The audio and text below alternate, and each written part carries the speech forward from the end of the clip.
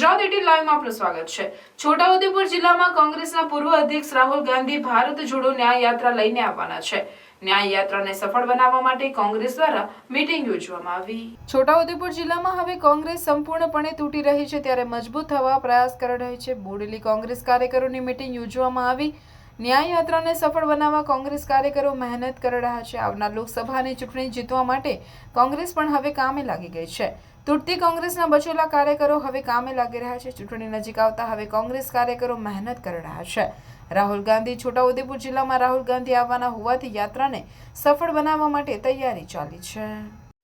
Bodeli APMC ખાતે જ્યારે તારીખ 9ના રોજ રાહુલજી અહીંયા છોટાઉદેપુર જિલ્લામાં ભારત જોડો ન્યાય યાત્રા લઈને આવી રહ્યા છે, તે સંદર્ભના આયોજન માટે અહીંયા યુવક કોંગ્રેસની વિસ્તૃત કારોબારી મિટિંગ રાખેલ હતી।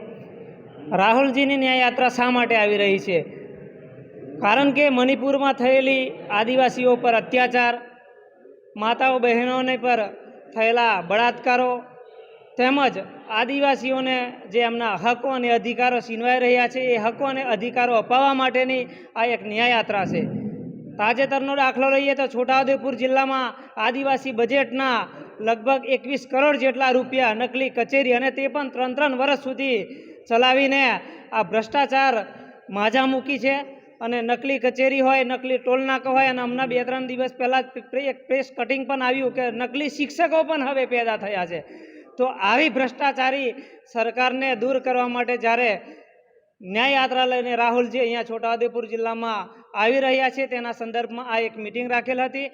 આવનાર દિવસોમાં આપને જોઈએ છે કે છોટાઉદેપુર જિલ્લામાં નેશનલ હાઈવે 56ને જોડતો સિહોદ ભારત નદીનો પુલ 1 વર્ષ થયો, એનો ડાયવર્ઝન પણ નથી આપી શક્યા, અને એના ડાયવર્ઝનના જે પૈસા નક્કી કર્યા હતા 2 કરોડ ને 36 લાખ રૂપિયા, તે એ પૈસા આપ્યા કે પછી એ પણ ચાલુ થઈ ગયા, એની પર પણ એક સંદેહ ઊભો થાય છે। છોટાઉદેપુર જિલ્લામાં 283 જેટલી શાળાઓમાં માત્ર એક શિક્ષકથી ચાલે છે। ઘણી બધી સ્કૂલોમાં તો શિક્ષક પણ નથી। એવી શાળાઓને કારણે અહીંયા ભાજપમાં અત્યારે જ જે લોકસભા સાંસદ છે, એમને પણ મારો એક સવાલ છે કે તમે કેવો વિકાસ કરી રહ્યા છે છોટાઉદેપુરમાં, કે જ્યાં સિવિલ હોસ્પિટલમાં એક પણ ડૉક્ટર નથી, સરકારી ઓરડાઓ જર્જરિત હાલતમાં છે, શાળાઓમાં એક પણ શિક્ષક નથી, અને એવા વિકાસની જો તમે વાત કરતા હોય તો એ વિકાસ તમને મુબારક છે।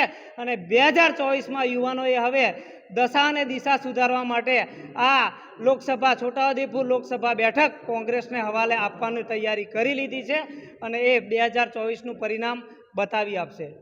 વિષ્ણુ રાઠવા, છોટાઉદેપુર જિલ્લા યુવક કોંગ્રેસ પ્રમુખ। આજરોજ બોડેલી ખાતે યુથ કોંગ્રેસની કારોબારી મિટિંગ કરવામાં આવી હતી। તેમાં હાથ સે હાથ જોડો યાત્રા આવી રહી છે। અમારા રાહુલ ગાંધીજી આવી રહ્યા છે, તે બદલ અમારા હાર્દિક સાહેબ યુથ કોંગ્રેસ પ્રમુખ, જેઓ હરપાલસિંહ ચુડાસમા અને સમગ્ર છોટાઉદેપુર જિલ્લાનું યુથ આજે અહીંયા ભેગું થયું હતું। તે હાથ સે હાથ જોડોના અમારા રાહુલ ગાંધી યાત્રા લઈને આવી રહ્યા છે, તેનું માર્ગદર્શન આપ્યું। યાત્રા 7 તારીખથી ગુજરાતના પ્રવાસે છે રાહુલજી, તે બદલ અમને માર્ગદર્શન આપ્યું, અને છોટાઉદેપુર જિલ્લાની અંદર 9 તારીખે તેઓ પધારવાના છે। તેના રૂટનું નિરીક્ષણ પણ થઈ ગયું છે, તેનું પણ વિસ્તૃતમાં માર્ગદર્શન આપ્યું।